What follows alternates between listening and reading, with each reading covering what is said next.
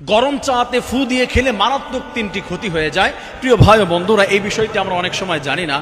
যখন আমাদের সামনে চা আসে তখন আমরা কি করি, কফি আসে, আমরা একটু ফু দিয়ে ওটা শিথিল করার চেষ্টা করি, নর্মাল করার চেষ্টা করি, খুব বেশি গরম জিহ্বা পুড়ে যেতে পারে।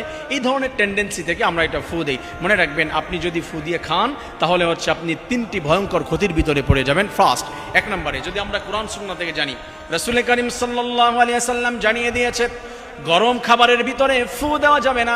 পানির ভিতরে আপনি যখন খাচ্ছেন, পানি যখন পান করছেন, চায়ের মধ্যে আপনি ফু দিতে পারবেন না। রাসূল সাল্লাল্লাহু আলাইহি ওয়াসাল্লাম নিষেধ করে দিয়েছে। আমার প্রিয় ভাই বোনেরা, কেন নিষেধ করে দিয়েছে? বিজ্ঞান প্রমাণ করে দিয়েছে। আপনার আমার ফুয়ের ভিতরে দুই নম্বর যেই কারণ রয়েছে, আপনার আমার ফুয়ের ভিতরে, বাতাসের ভিতরে ব্যাকটেরিয়া রয়েছে, মুখের ভিতরে ব্যাকটেরিয়া রয়েছে। এইগুলা যখন গরম চায়ের মধ্যে পড়বে, ওইগুলো ক্রিয়া বিক্রিয়া করার মাধ্যমে একটা একটার সঙ্গে মিশে গিয়ে ক্ষতিকারক পদার্থ তৈরি হয়ে যাবে, জীবাণু তৈরি হয়ে যাবে। এটা যদি আপনার পেটের ভিতরে যায়, এটার মাধ্যমে আপনি অসুস্থ হয়ে যেতে পারেন, ক্ষতিগ্রস্ত হয়ে যেতে পারেন। এই জন্য রাসূল সাল্লাল্লাহু আলাইহি ওয়াসাল্লাম নিষেধ করে দিয়েছেন। আমার প্রিয় ভাই বন্ধুরা, এরপরে আমাদের জানা রয়েছে তিন নম্বরে যেই ক্ষতি, সেটি হচ্ছে আমাদের মুখের ভিতরে কিন্তু অনেক কার্বন ডাইঅক্সাইড রয়েছে। আমরা যে কথা বলছি, এই যে যেটা বের হচ্ছে, এটা হচ্ছে কার্বন ডাইঅক্সাইড, আর আমি যেটা গ্রহণ করছি এটা হচ্ছে অক্সিজেন।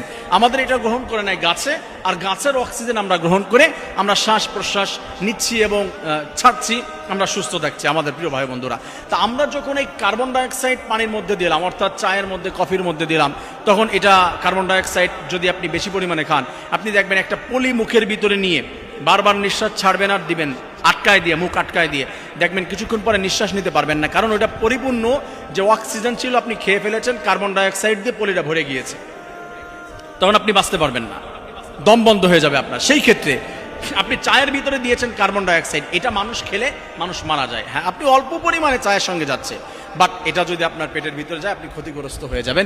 প্রিয় ভাই ও বন্ধুরা, এই জন্য মনে রাখতে হবে, গরম চা বা কফি যখনই আমরা খাবো, পান করব, একই বিষয়, যদিও এটা পান করা বললেই সব থেকে বেশি সুন্দর বা গ্রামার অনুযায়ী পান করা, যখনই আমরা চা পান করব, কফি পান করব, সেই ক্ষেত্রে আমরা মনে রাখবো আমরা ফু দিয়ে এটা পান করব না।